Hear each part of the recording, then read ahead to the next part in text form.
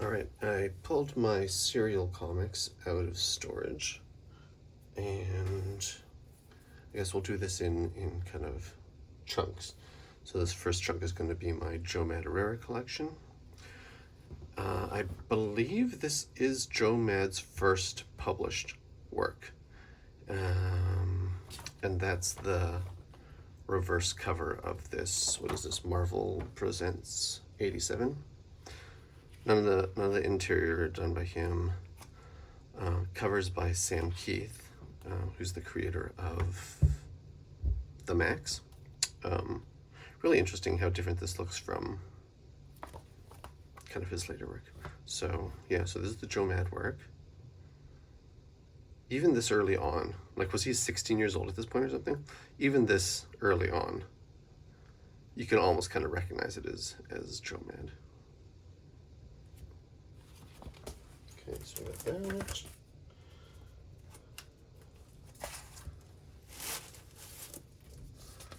Next up we have Marvel Comics Presents 89, so we skipped over one issue.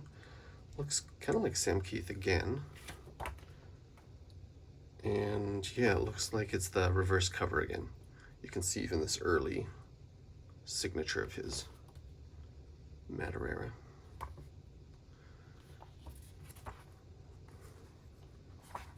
But is this, I think he's got an interior work in here as well this time. Yeah, you can see this last story in the issue with Mojo is his.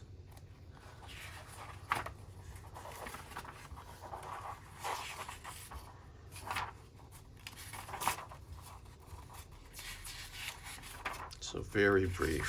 What was that, 6-7 pages or something? So I guess that was his first, that must have been his first sequential work for Marvel, for like published at all. Next up is it's just some random issue of Spider-Man. I think I happened to just have this already for some reason. It's really beat up. Obviously this was like way back, like in junior high school, or like before that, or like when I wasn't even collecting comics seriously, but I was just, you know, going to the bargain bins and stuff. But we've got this cover by Joe Mad, and I don't remember seeing this online very frequently in like fan groups and stuff. Pretty sure there's no interior work here by him. I'll just do a quick check. Yeah, I think it's just the cover for this one. Pretty cool. You can kind of see a bit of his DNA and kind of like the way he did his fingers here, like the facial features, especially the mouth on the on Green Goblin there, like the big feet. Kind of the way he drew the butt too. I think he did. You can see that same similar style in later incarnations of his work. But the biggest clue, I think, for me is the fingers here. So got that. Oh, and then it looks like we're right into his Uncanny run. So actually, I was going through these because I was reboxing them. Actually, I bought some new like fabric comic boxes off of Amazon because I had these kind of in an old ratty, just some random box for storage for years and years. So that was nice to have them, to put them like in a nice box, and they're all organized and everything's kind of in order now. I don't know where I was going with that. Anyway, so this is, oh right, yeah. So I was going through the issues and I realized how many gaps I have in this run.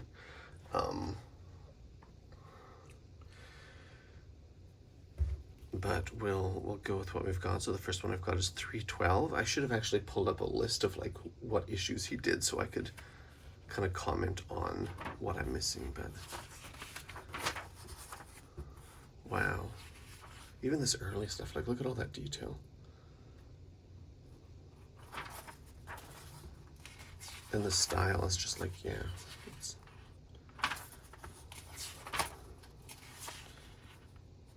Wow, it's so good.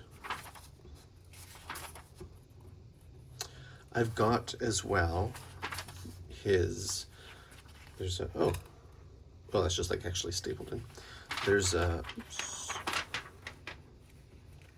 that makes it hard to turn the pages. There's a trade paperback that collects a good chunk of Joe Mad's Uncanny run, but it doesn't have every issue, which is kind of weird. And I'm saying that because as I'm looking at this, I don't remember this being in there, this particular issue.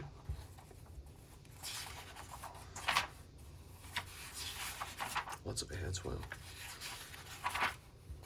Man, just so early on, he was so good.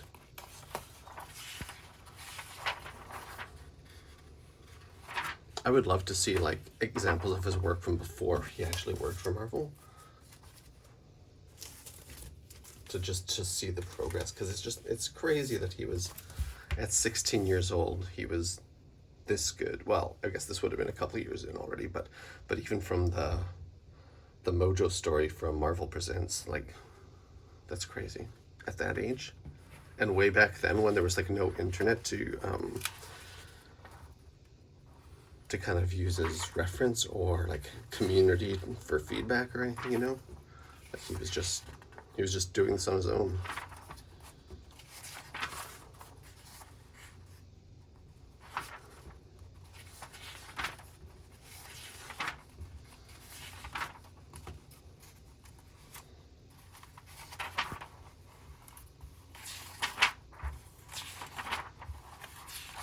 I'm not sure if I'm gonna have time to go through every issue in this detail.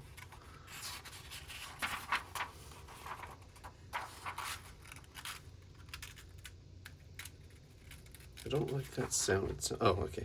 It sounded like a page was ripping, but it was just kind of this weird thing pressing against the back of the paper. So there, that was issue number 313.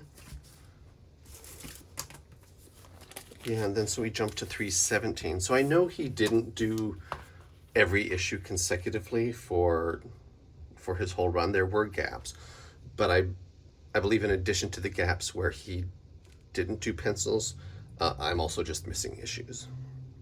I think there was like there was the biggest, in my hometown, the biggest comic shop rebranded itself, and it put out ads, and it was like, hey, we have millions of back issues. And so I went and investigated, and the first thing on my mind was, hey, let me find as much Joe Mad content as possible. So I think that's where I went to actively search for as much of his Uncanny run as I could find. And I believe that's where I got all of these kind of in one go. That was way back in, man, I don't know, like 1995 or something. When were these published? 1994, yeah, so that checks out.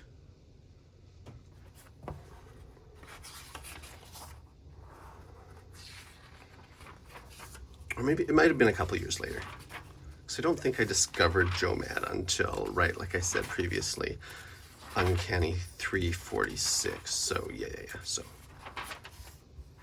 not quite at this point. Oh, we got is this Chris Bachalo?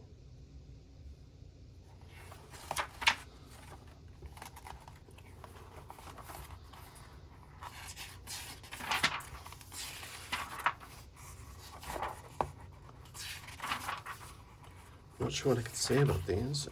I don't remember. I should reread these actually. It's been a while.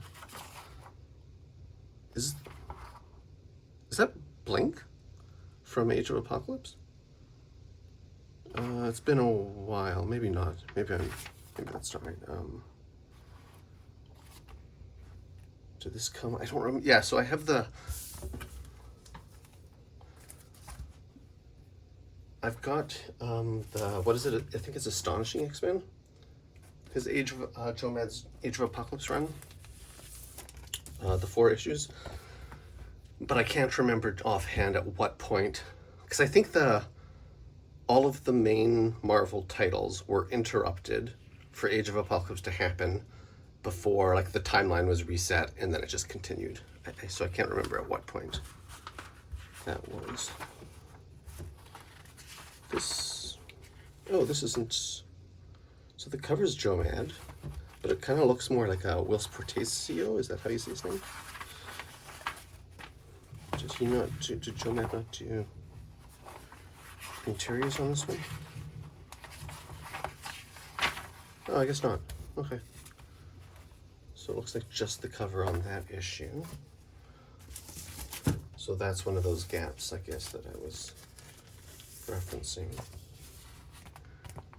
We've got this nice one with this, like, is this foil? Is that what you call it when it's all shiny like that? Wow, that's so cool.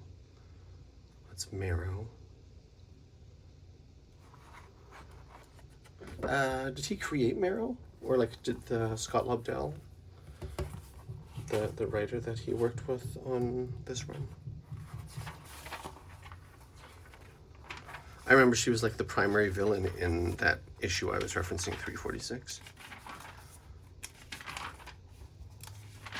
Oh, here's one of those infamous panels. Cruz swipes again. This is referring to, is he Brazilian? Roger Cruz.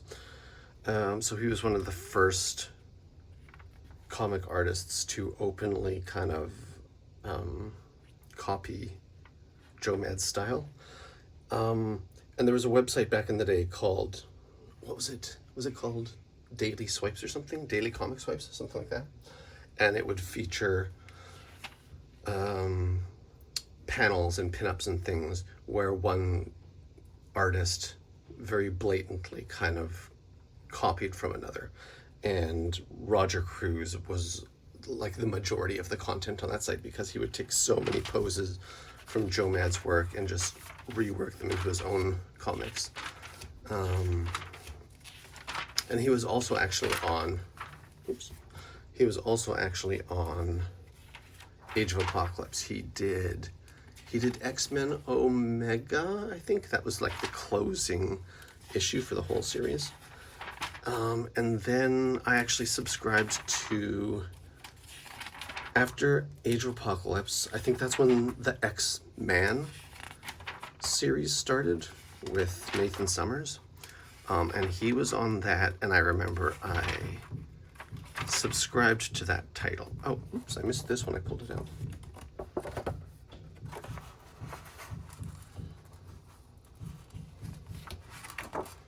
I can't even quite fit that on the screen. Let me.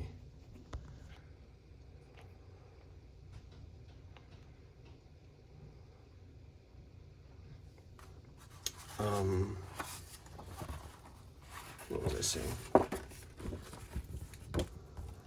don't remember. Actually, if I just open this up, maybe that'll remind me. No, I don't know what I was saying. It's okay. Oh, the Roger Cruz thing, maybe. Was that it? Yeah, but I really like Roger Cruz's art. I think there were, in that one issue, actually, I think there were multiple points where Joe Mad kind of calls him on. He's like, there was that newspaper header that was Cruz swipes again. I think there was like graffiti on a wall somewhere. Because I think at the time it was considered less a tribute and more of a swipe. And there's kind of like there's a fine line sometimes. But I think Joe Mad was maybe, I don't know if it was playful or if it was kind of like frustrated, like, what are you doing? You haven't even talked to me about this, or I don't know.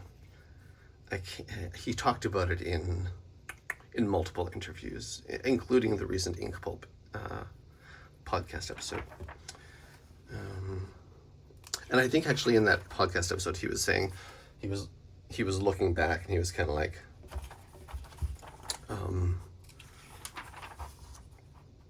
talking about how at the time maybe he was like really insulted by it, but maybe he overreacted, something like that. Maybe I misremembered that. This was a cool issue where they've got like some obvious nods to Ninja Scroll.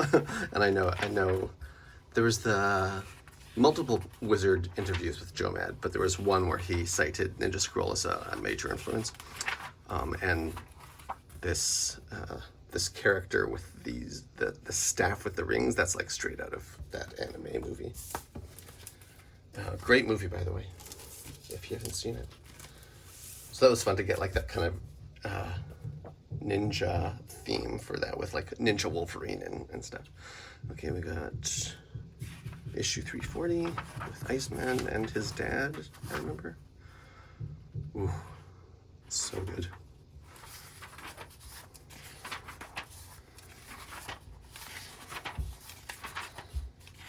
Oh, I really like those flashback scenes. Cool. Man.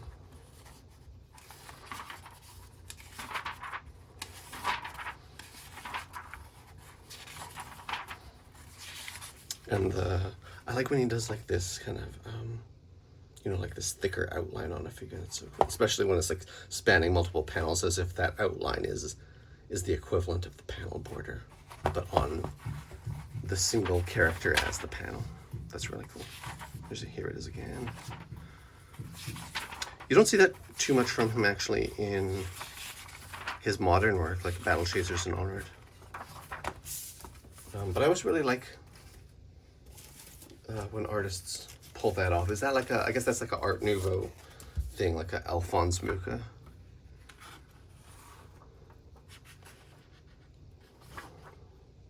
$3.45. Oh yeah, Mega. So cool. Damn. And the colors back then, is this liquid? Colors. Oh, Steve Busaletto and yeah, okay. So no, there were like a handful of colorists he worked with. I think Busaletto, I think he signed his name as the Boos, if that's how you say it, Bucce. And then Liquid was another colorist that he worked with around this era.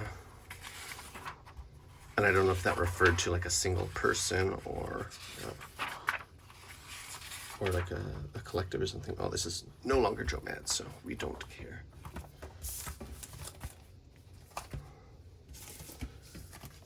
Okay, here we go.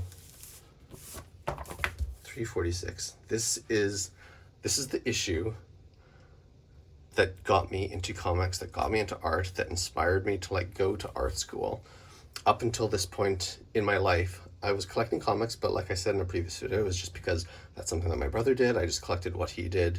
I was saying ElfQuest and Star Trek and like Gru the Wanderer and stuff, like just kind of like a random selection of stuff. In comparison to what I collect now, which is like basically just based on the artists.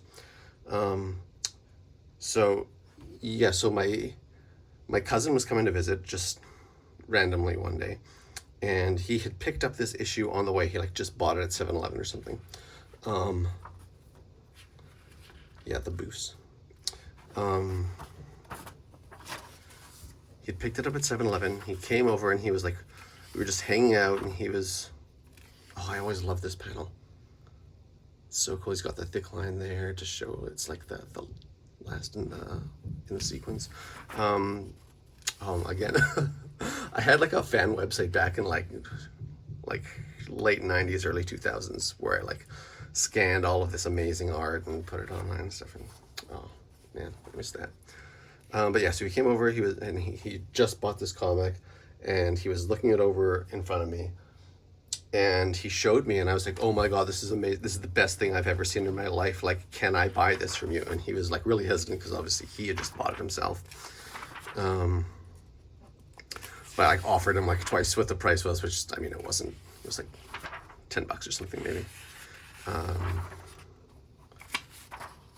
And then I was just hooked, and I was like, okay, well, I'm going to art school. I'm learning how to draw. I'm collecting comics now. And I literally just bought every issue of Uncanny until Joe Mad's run ended. And that was the point too where I started picking up other titles, other Marvel titles, like on a monthly basis. So that was like a game-changing issue for me. And I'm always really impressed that I remember the issue number. I'm always hesitant. I'm like, was it 346? Was it 346? It is. I always get it right. Man, so cool. And what a like great combination to have like Spider-Man and X-Men as like my first kind of introduction to basically the appreciation of comic art. And then this was kind of like, I feel like this was like peak Joe Mad, like at this like 346 and onward. Yeah, cute. What's her name?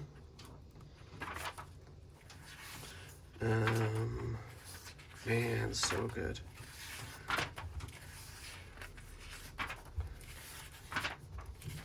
I almost feel like his Uncanny run is like more consistent and more. I almost feel like I like it better than his Battle Chaser stuff, and maybe part of that is because he was doing it on a monthly basis, so he was like forced into a consistency. This is just kind of like my interpretation.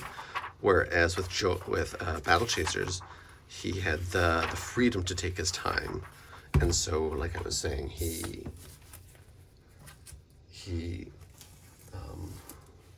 took multiple months, especially near the end, to finish a single issue. And so I can understand why that would kind of create maybe a bit more inconsistency in the art. Oh, not a fan of this face. That's kind of weird.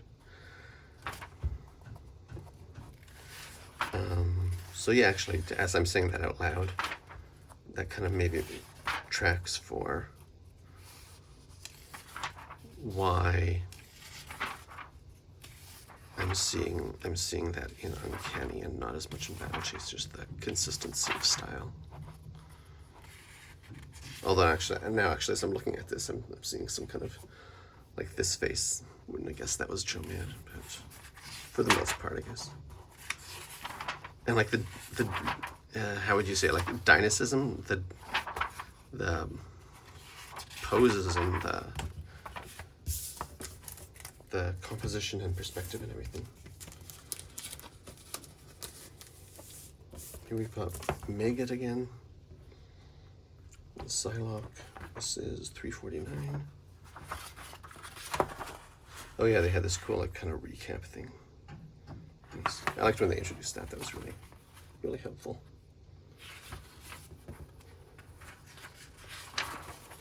Oh, it looks like this is Chris Bachalo. But you know what, let's go through this anyways because I'm a huge Bachalo fan anyway. And I'm going to show some of his books later too. Ooh, nice Psylocke.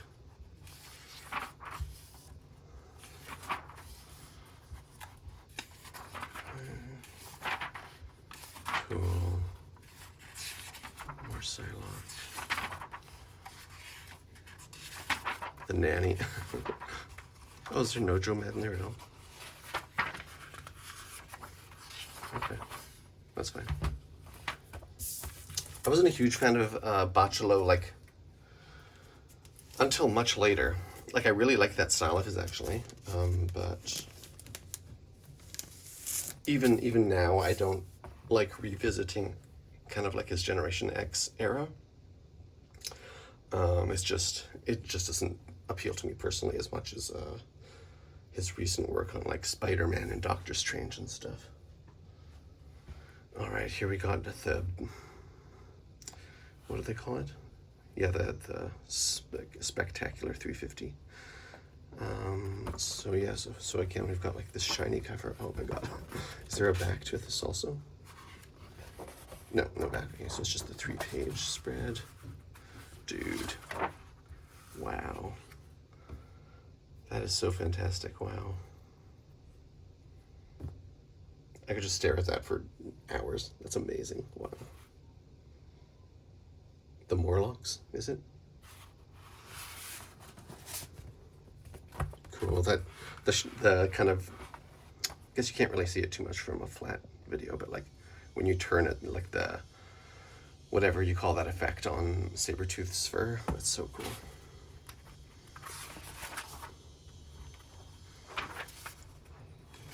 Mr. Sinister.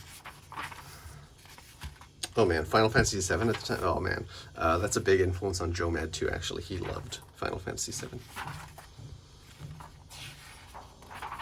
What else? Yeah, so he was a big fan of Akira, Final Fantasy, a lot of like JRPGs at the time, JRPG video games at the time. Ninja Scroll, he cited Eric the Red. What? Oh, I actually remember him. He was like I think he was on the X-Men animated series, right? Or maybe I'm conflating that with someone else.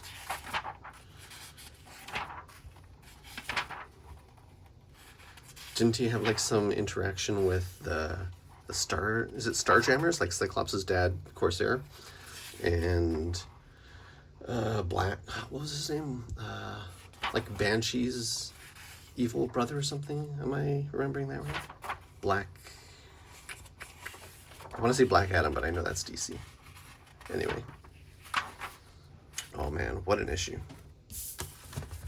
And that kind of signaled, yeah, that basically signaled the end of Joe Mad's run. 350. There's this awesome cover. Cecilia Reyes, I think she was introduced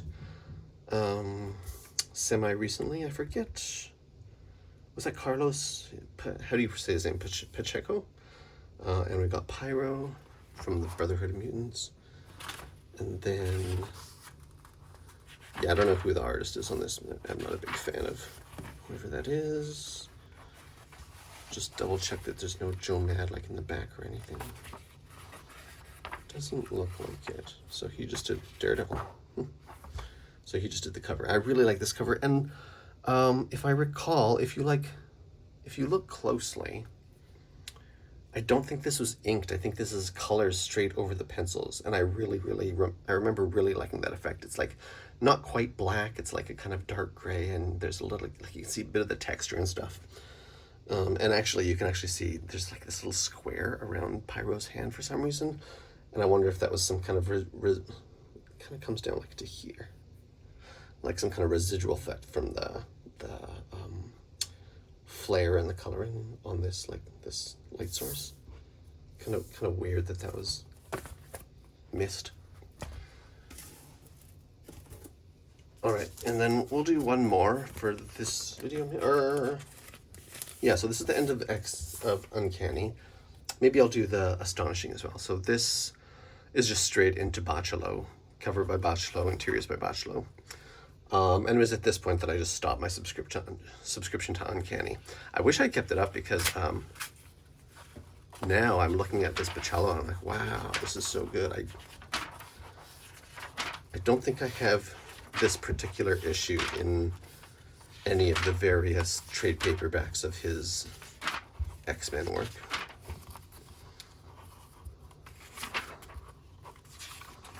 I'm a big fan. And he's, so Chris Bachalo is actually from a town just like half an hour away from my hometown, up here in Canada.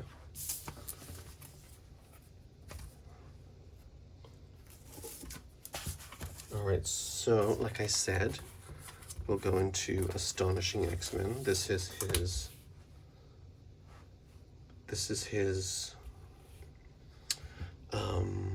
Age of Apocalypse miniseries. So I wasn't collecting comics at the time, but my understanding is that like the regular Marvel titles kind of were put on hold, and then everything transitioned to this alternate Age of Apocalypse timeline. I don't remember what was the catalyst for that. But then everything was on hold for like, was it 4 or 6 issues? Because there was the initial issue, which was X-Men Alpha. I think it was X-Men Alpha. And then that was the introduction, and then there was like a 4-issue miniseries for like Astonishing X-Men. I think there was another X-Men, so like that's Uncanny X-Men, and then the regular, and then the newer X-Men title. Then there was different, like instead of Generation X, there was Generation Next. Instead of Wolverine, it was Weapon X, I think. And so there were like there's slight variations to the main Marvel titles.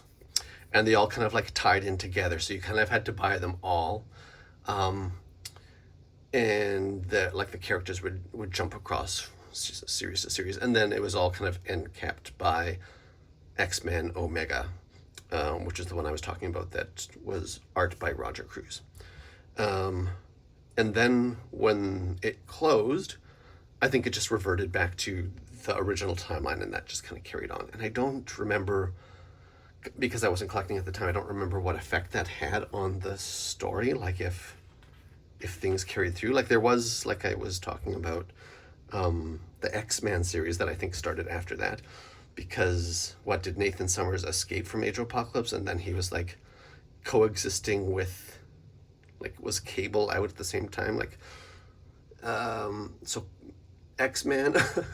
I used to do like family trees on Marvel characters and stuff, and the Summers family is just massive. So X-Man is Nathan Summers. He's like Scott and Jean's son from the alternate future or something, or I don't know if it's even the future, just the alternate, like Age of Apocalypse. And then Cable is their son from the future, right? The Rachel Summers is also their daughter from the future. She's in Excalibur. And then yeah, so I was just trying to say, like, did X-Man and Cable coexist? I can't remember. Anyway, so Astonishing X-Men.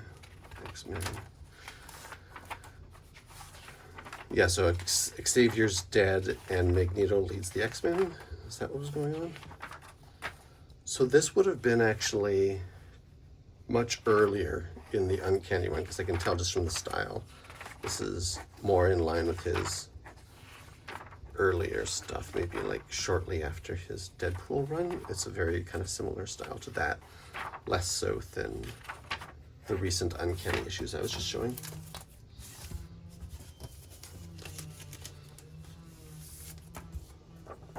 Issue number 2.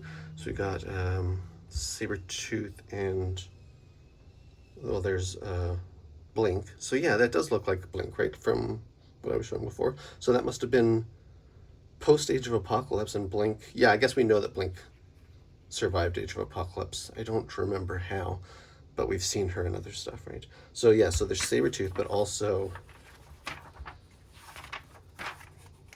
is it Sunfire? I loved his, that was so cool the way that, I think Joe was talking about how he redesigned the characters for this. The haircut on Rogue he did was straight from Motoko Kusanagi from Ghost in the Shell.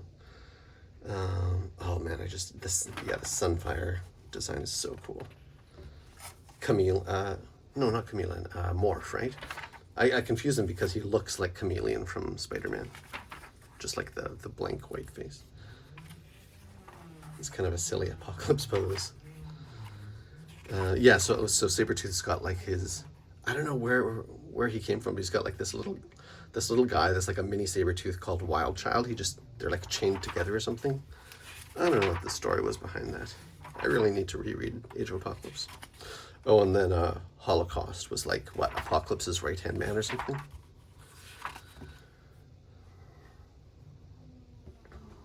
I thought the design on him was really cool. He was kind of like this translucent shell with like a evil spirit inside or something. I don't know what the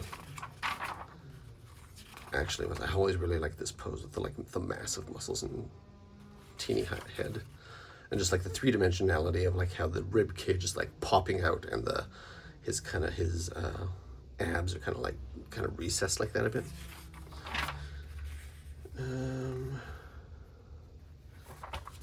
So that, I forget what these enemies are. Were these like a revamped Sentinel or something? Here's Wild Child. Maybe I liked Wild Child because he was so like expressive. Like, yeah. I don't know what's going on here. That's kind of weird. What song? Oh, right.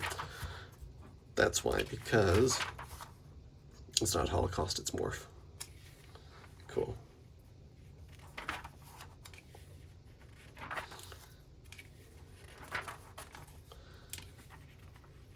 Oh, they break his helmet. Oops. And the Morph just turns into like a platform, like the door from Titanic or something, for them to be carried on. Cool. And then just a whale. So cool. It's like really like Green Lantern vibes almost. It's just the ridiculous stuff he turns into. I forgot about all that. I'm surprised. I wonder if any other artists kind of like took that further with Morph after this. Man, I loved Blink so much. So Joe Mad recently, I guess there was like recent Age of Apocalypse content, and Joe Mad was doing some variant covers, and one of them was like a Blink cover, and he like slightly redesigned her, and oh man, so cool.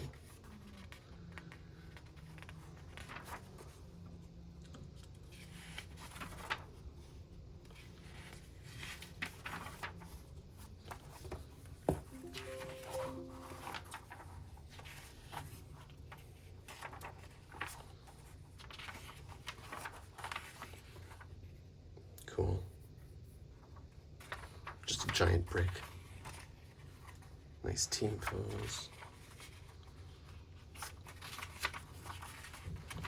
Ooh, cool roundhouse kick. And this awesome Iceman with like all the jagged crap on him. Is this where he originated and then he kind of passed over into Uncanny afterwards, I think maybe? Love that design. Oh man. He was so good at the character designs for redoing Uncanny to Astonishing. Great stuff. Okay, and then next would be like the Battle Chasers and variant cover stuff. So I'll leave that for the next video.